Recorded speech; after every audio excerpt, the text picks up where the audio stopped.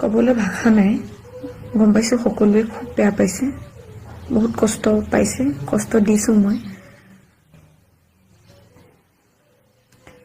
ভাবা নাছিলোঁ এনেকুৱা কিবা হ'ব, এনেকুৱা কিবা মুখেৰে ক'ম।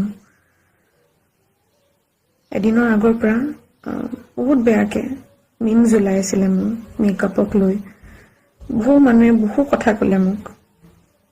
ময়ো বহুত কষ্ট কৰিছোঁ, এজনী স্মল টাউন গাৰ্ল, আৰু বহুত হাৰ্ট হৈছিলোঁ মই, কাৰণ নেগেটিভিটি এতিয়ালৈকে পোৱা নাছিলোঁ। চবেই ভাল পাই আছিলে, কষ্ট কৰি আছিলোঁ, কাম কৰি আছিলোঁ। পটককৈ বহুত বেছি হিউমিলেটিং হ'ল, মিমছ ওলালে, মানুহে মেছেজ দিলে, বহুত বেয়াকৈ ট্ৰল কৰিলে মোক। বহুত হাৰ্ট হ'লোঁ মই, বহুত কষ্ট পালোঁ। বস্তুটো মই চাগে ল'ব নোৱাৰিলোঁ, এবজৰ্ব কৰিবলৈ ধৈৰ্য মোৰ কম আছিল, যিহেতু অলপ সৰু।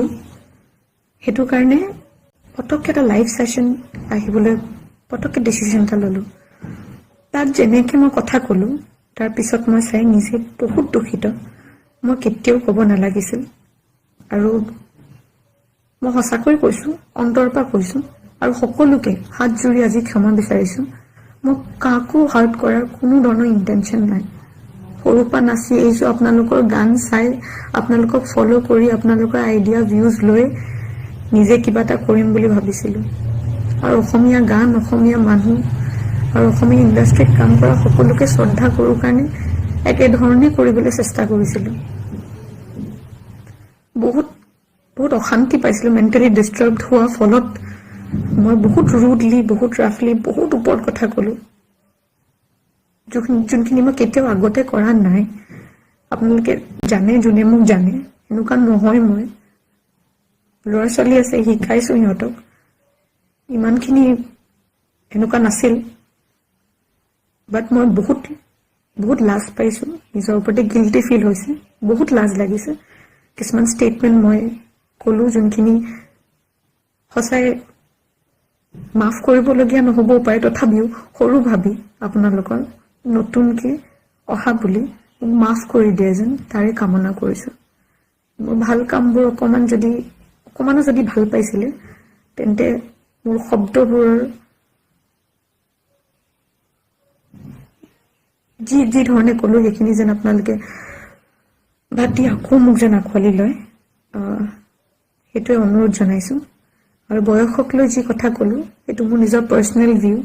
মই পিছৰখিনি চাগে ভিডিঅ'টো তাতে নাই, ক্লিপটো নাই। মই এইটোৱে চিন্তা কৰি কৈছিলোঁ যে সদায় বেকআপ প্লেন এটা থাকিব লাগে। পঢ়া শুনাৰ লগতে একেলগে দুটা বস্তু যদি মেইনটেইন কৰিব পাৰে, তেন্তে খুবেই ভাল কথা। কিন্তু কিছুমানে সম্ভৱ নোহোৱা হৈ যায়, কিছুমানে কৰিব নোৱাৰে, তেতিয়া প্ৰব্লেম হ'ব পাৰে, নিজৰ অসুবিধা হ'ব পাৰে। সেইটো কাৰণেই ক'লোঁ। বাকী ময়ো জানো, ময়ো সৰুৰ পৰাই কাম কৰি আহিছোঁ। মই সেইটো কাৰণে পঢ়া শুনাৰ কথা কৈছিলোঁ, যাতে পাছতকৈ একো প্ৰব্লেম নহয়, বা আপোনালোকে যি পাবলৈ বিচাৰিছে সেয়া যদি নাপায়, পাছতকৈ আপোনাৰ এই আপুনি আৰ্জন কৰি থোৱা ডিগ্ৰী বা পঢ়া শুনাখিনি আপোনাক পাছতকৈ সহায় কৰে। সেইটো মোৰ পাৰ্চনেল ভিউ আছে। মই কাকো টাৰ্গেট কৰি, কাকো হিউমিলেট কৰি, য়াং মডেলছ যোনে অবভিয়াছলি বহুত নাম কৰি আছে, এতিয়া কাম কৰি আছে, সিহঁতক লৈ একো এনেকুৱা ধৰণৰ কথা নহয়। কিন্তু নিজ চকুৰ আগত মই অলপ দেখিছোঁ ছোৱালী কষ্ট পোৱা, সেইটো কাৰণে সেইটো চেন্সত ক'লোঁ। আৰু কোৰিঅ'গ্ৰাফাৰ্ছ মই কিমান বেছি ভাল পাওঁ, সেয়া চাগে কিমান বেছি ফ'ল' কৰোঁ, সেয়া চাগে মুখেৰে ক'ব নোৱাৰোঁ। বেয়া পাইছে বহুতে, চবেই বেয়া বেয়া কমেণ্ট লিখিছে। যোনে চবে বহুত বেছি ভাল পাইছিলে বেয়া পাইছে এতিয়া। আপোনালোকেতো বেয়া পাইছে ঠিকে আছে, কিন্তু মোৰ কেনেকুৱা লাগিছে এয়া মই গম পাওঁ। আৰু চাগে এতিয়া এয়া কৈ পেলাই চাগে মই এক্সপ্ৰেছ কৰিব নোৱাৰোঁ, নাজানো মই এইখিনিৰ পৰা ওলাই আহিব পাৰিম নে নাই, কাৰণ ইণ্টেনশ্যনেলি মই একো কোৱা নাই। ইয়াৰ আগতো মই ইণ্টাৰভিউ দিছোঁ, ইয়াৰ আগতো মই কাম কৰিছোঁ, লাইভ আহিছোঁ।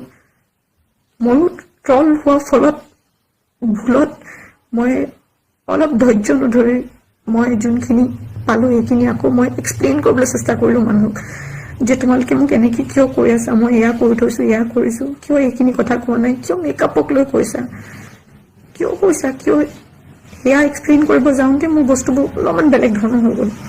মই এজনী খুব সাধাৰণ ছোৱালী, খুব সৰু ছোৱালী, খুব বেলেগ ধৰণে আপব্ৰিঙিং পাইছোঁ। আৰু I'm really sorry for it. I'm really sorry. I think no one expected me. কোনো আশা কৰা নাছিলে মোৰ পৰা, মই গম পাইছোঁ চবে ডিসappointed দিছে।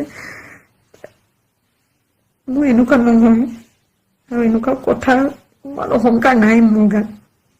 মই কেতিয়াও জহোৱা নাই নিজৰ বিষয়ে, প্ৰাউডে ফিল কৰোঁ। কিন্তু আজি বেয়া লাগিছে মোৰ বহুত, কাৰণ মই নিজে কৰিছোঁ এইখিনি কাম।